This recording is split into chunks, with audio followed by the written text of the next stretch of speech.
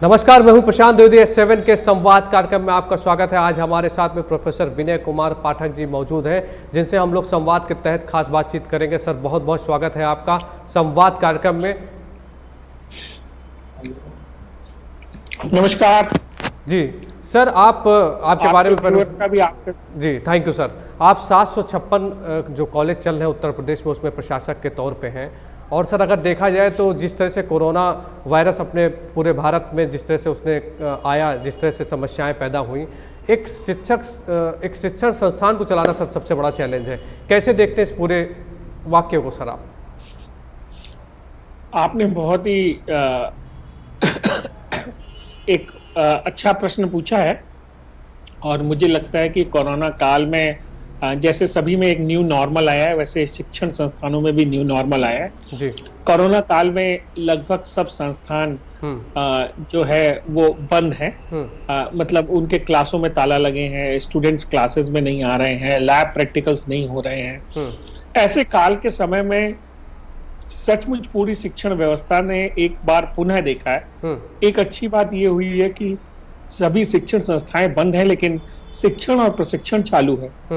हम लोग जैसे आज हम लोग इसके माध्यम से जुड़े हुए हैं, ऑनलाइन के माध्यम से, ऐसे ही बहुत सारे संस्थानों ने अपने को चेंज किया। उन्होंने ऑनलाइन माध्यम से जोड़ा और उसमें टीचिंग की क्लासेस और इस तरह की क्लासेस हो रही हैं। और मुझे लगता है कि ये कठिन काल की चुनौती है। इसने तीन चीजें जरूर विश्व को दी हैं। एक तो ये ऑनलाइन माध्यम से हम लोगों ने ज्यादा अपनी स्टडी करी है। दूसरा ये है कि भारत को आत्मनिर्भर बनाने के लिए इन्होंने बहुत सारी आइडियाज, बहुत सारे लोगों ने आत्मनिर्भर बनने के लिए सोचा है। और शिक्षण प्रशिक्षण के नए तरीके के बारे में भी लोगों ने सोचा है। ये तीन बातें बहुत महत्वपूर्ण होकर निकली हैं बाहर। सर, अगर देखा जाए जैसे आपके पास में 756 जो भी कॉलेज AKTU के अंडर में आते हैं, तो एकदम से सर जिस तरह से अगर देखा जाए, जब कोरोना वायरस आया, 3 महीने का लॉकडाउन हो, तो जाहिर सी बात है कि शिक्षा का स्तर कहीं ना कहीं निचले पायदान में पहुंच रहा होगा। तो क्या पहले से तैयारी थी सर इस तरह की कि इसी बीच में तैयारी की गई, और क्या प्लानिंग आपकी आगे की है कि अगर आगे भी ऐसा चलता रहा तो क्या व्यवस्थाएं की जाएंगी सर? APJ अब्दुल कलाम तकनीकी विश्वविद्यालय ने बहुत पहले से ही कई तैयारियां कर रखी थी।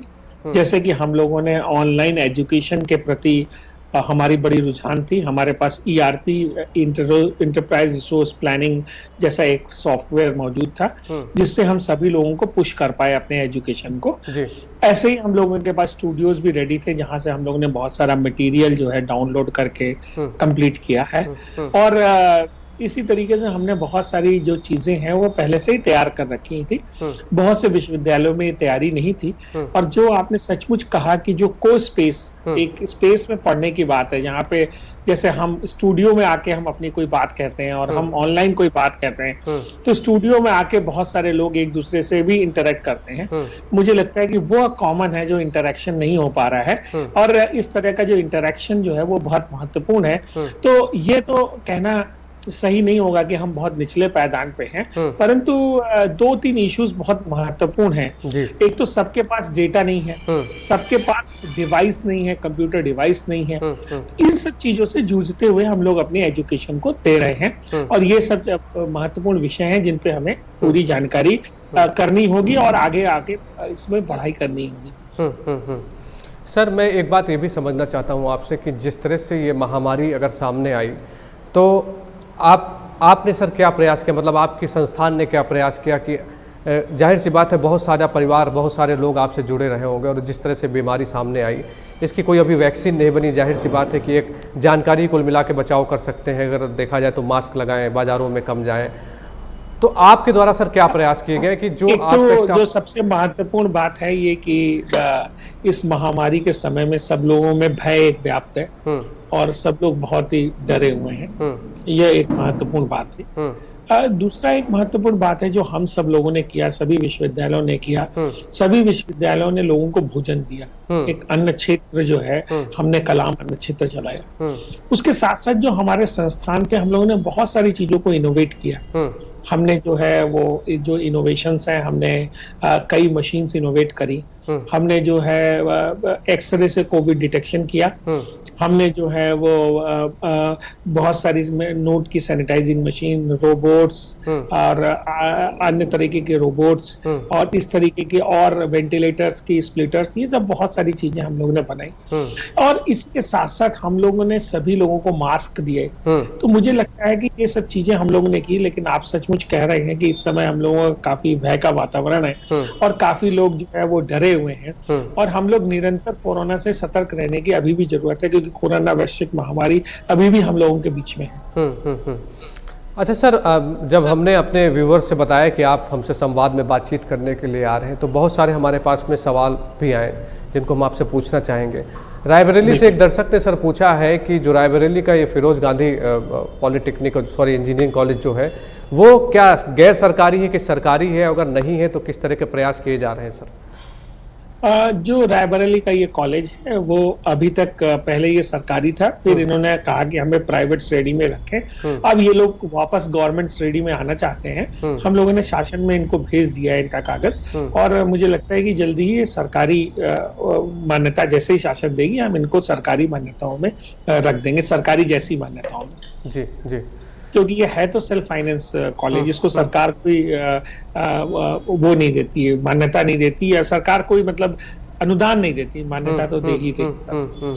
तो सर उत्तर प्रदेश में तो बहुत सारे आपके अंडर में, जाहिर सी बात है, जिस तरह से 756 कॉलेजेस हैं, क्या देखते हैं आप कि क्या क्या उसमें सुचारू रूप से व्यवस्थाएं सही होनी चाहिए, जो प्रोफेसर विनय पाठक सोचते हो कि इसमें और कुछ बेहतर किया जा सके सर? मुझे लगता है कि जो एफिलिएटिंग यूनिवर्सिटी नेचर है, सबसे पहले उसके जो एफिलिएशन और मूल्यांकन, एवोल्यूशन, तो एफिलिएशन और एवोल्यूशन है, उसमें एक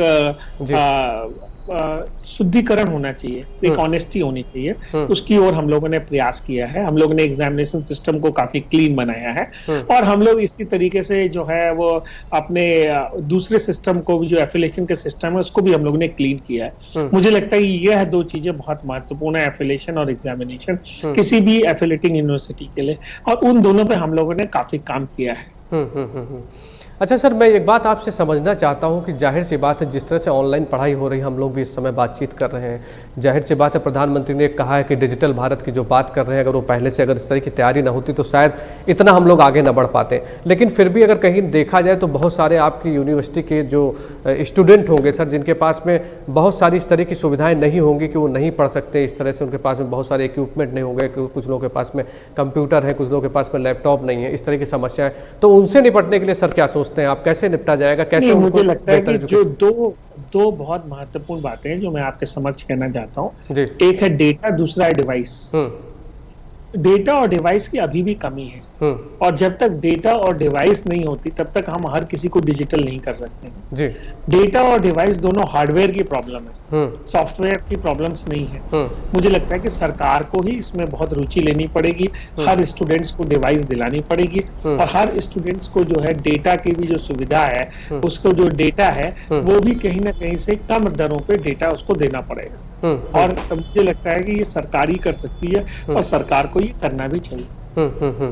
अच्छा सर, एक बात ये भी है कि परीक्षाओं को लेकर बहुत असमंजस की स्थिति है कि कैसे करेंगे, या नहीं, मुझे लगता है कि परीक्षाओं को लेकर अब असमंजस एकदम क्लीन हो गया है। First year, second year, third year को हम लोगों ने प्रमोट कर दिया है। फाइनल ईयर का एग्जाम हम लोग सितंबर में लेने जा रहे हैं। तो सर ये क्या ऑनलाइन ही सुविधाएं सब होंगी, मतलब अभी, क्योंकि जाहिर सी बात है कि अभी तो सब बंद है। ये परीक्षा ऑफलाइन होगी, ये परीक्षा ऑफलाइन होगी।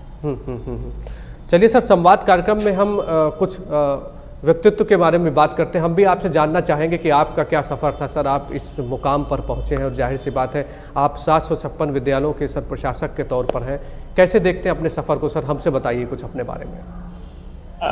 मुझे लगता है कि मैंने अपनी पूरी पढ़ाई सेंट्रल स्कूल से की थी, और 10वीं और 12वीं में मैं सेंट्रल स्कूल चकेरी से पास आउट हूँ।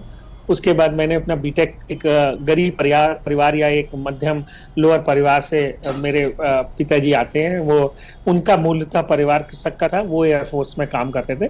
उसके बाद मैंने HBTU से बीटेक किया, हरकुट बटलर टेक्नोलॉजिकल यूनिवर्सिटी से मैंने बीटेक किया। उसके बाद मैंने एमटेक IIT खड़गपुर से किया, और PhD मैंने VUP टेक्निकल यूनिवर्सिटी से किया। उसके बाद मैं प्रोफेसर भी रहा HBTU के अंदर। उसके बाद जो है मैं जो हूँ, उसके बाद जो है मैंने उत्तराखंड में मुक्त विश्वविद्यालय में वाइस चांसलर रहा, कोटा मुक्त विश्वविद्यालय में वाइस चांसलर रहा, और उसके बाद जो है मैं यहाँ पे 2 टर्म से वाइस चांसलर हूँ, तो ये मेरा 4th टर्म है वाइस चांसलरशिप के अंदर।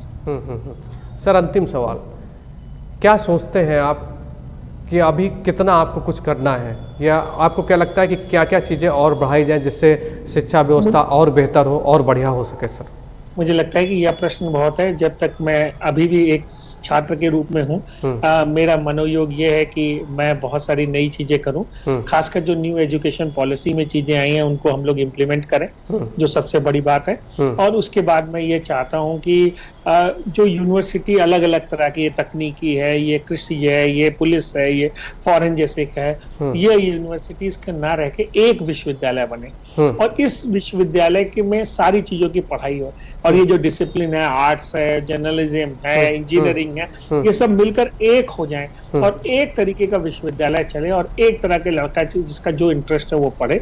ऐसा मेरा मानना है, और मेरा ये भी मानना है कि भारत जो है शोध में बहुत आगे बढ़े। ये 2 चीजें हैं जो ये मेरी मान्यता है। सर बहुत बहुत धन्यवाद है, और बहुत बहुत सर शुभकामनाएं हैं आपको कि आपके जो अपने सपने हैं, जो विचार है शिक्षा को आगे बढ़ाने के लिए, वो जरूर पूरे हों। आपको मैं प्रणाम करता हूं और आपको बहुत बहुत धन्यवाद करता हूं कि आपने S7 के संवाद कार्यक्रम में इतना समय दिया। आपको बहुत बहुत शुभकामनाएं सर। थैंक यू, धन्यवाद। Thank you sir. तो ये थे प्रोफेसर विनय पाठक जो हमारे साथ में सीधे लखनऊ से जुड़े थे। उन्होंने बताया कि शिक्षा को आगे बढ़ाने के लिए वो किस तरह से प्रयास करेंगे। और मैं आपको बता दूं कि प्रोफेसर विनय पाठक के अंडर में 756 विद्यालय आते हैं, और वो लगातार जो है अपना प्रयास कर रहे हैं कि किस तरह से और बेहतर शिक्षा व्यवस्था की जा सके। संवाद में आपसे फिर होगी मुलाकात। नमस्कार।